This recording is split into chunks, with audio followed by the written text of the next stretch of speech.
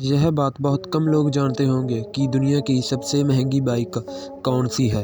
अगर आप लोग यह नहीं जानते तो आपकी जानकारी के लिए बता दूं, दुनिया की सबसे महंगी बाइक निमान मैक्सी है। यह दुनिया की सबसे महंगी बाइक इसलिए है क्योंकि इसकी नीलामी सबसे ज़्यादा पैसे में हुई थी। इसकी नीलामी 80 लाख रुपए से शुरू और 80 करोड़ पर ख़त्म हुई थी।